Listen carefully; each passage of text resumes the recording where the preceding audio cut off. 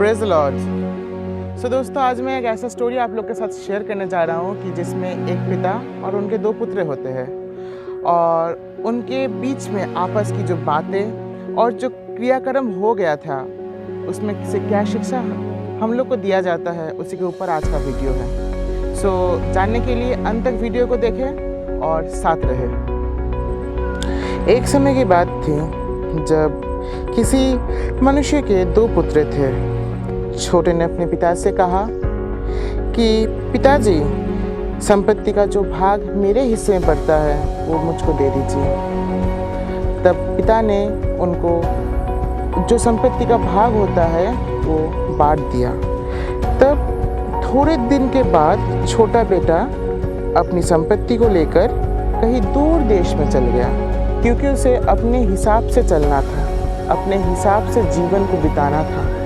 फिर वो क्या किया, उसके भाग में जो संपत्ति उसको दिया गया था वो सब कुछ को अपने ऐश व आराम में नष्ट कर दिया। दारू पिया, सबके साथ ऐश किया, घूमा फिरा, सब कुछ वो नष्ट कर दिया। फिर अचानक जिस देश में वो गया था उस देश में एक दिन अकाल पड़े और तब उसके पास ज़्यादा पैसा भी नहीं था। तब उसको खाने पीने का कुछ भी, कपड़ा का कुछ भी सामान उसके पास था नहीं। अंत में उसका हाल इतना बुरा हो गया कि उसके पास खाने पीने का भी पैसा नहीं था। तब वो एक जगह पे गया कि उसको काम चाहिए। तब एक व्यक्ति ने उसको कहा कि हाँ, मैं तुमको काम दे सकता हूँ। जो सूअर है उस सूअर को तुमको चराना होगा और उन्हीं का खाना तुमको खाना पड़ेगा। तब वो सोचा कि हाँ ठीक है, कि कुछ तो होगा। तो वो क्या किया, जब सूअर लोग के पास गया, उन लोग का खाना जब वो खाया, तब वो सोच रहा था कि मेरे पिता के पास इतना कुछ था, ऐशो आराम था, मेरे पिता के पास इतना खाना, इतना जायदाद, इतना कुछ था, मैंने भूल किया है, मैं उसको छोड़ के आ गया। तब उसके दिल में पश्चाताप हुआ। फिर वो सब कुछ छोड़ के वो क्या बोलते हैं कि मैं अपने पिता के पास जाऊंगा और उनके पास जाके माफ़ी मांगूंगा। क्या पिता अपनाएंगे? फिर वो जाता है, अपने पिता के पास जाता है और जब वो रास्ते से आता है तब उसका पिता उसको दूर से ही देख लेता है और देख के उसके पिता के आँख पानी से भर जाता है और दौड़ के जाके उसको गले लगाता है। तब सबको, उनके पिता के घर का जितना नौकर है, सबको वो क्या बोलते हैं कि जाओ आज को आनंद करो, भेड़ को काटो, क्योंकि आज मेरा जो पुत्र खो गया था वो पुत्र लौट आया है। मेरा जो बेटा मर गया था आज वो फिर से जी उठा है। फिर उसको नया वस्त्र दिया, ऐशो आराम से खाने पीने को दिया।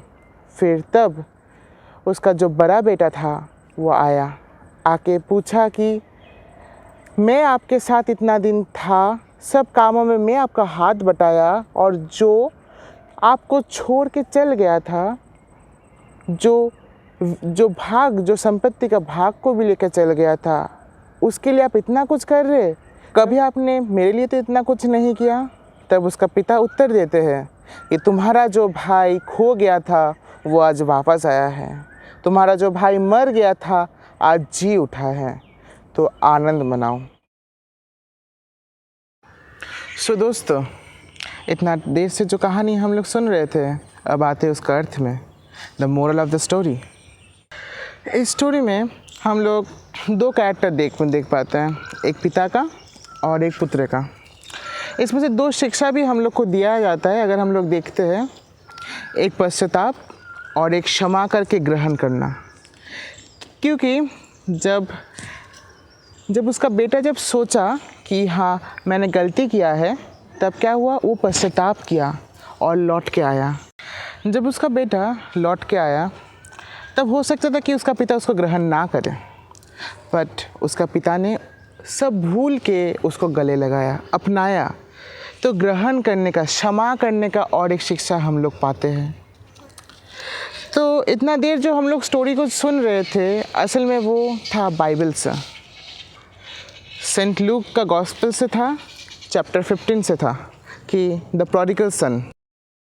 तो इसमें प्रभु यीशु मसीह हम लोग को सिखाते हैं कि हम लोग को पश्चाताप करना चाहिए और क्षमा जो मांगता है उसको ग्रहण भी करना चाहिए।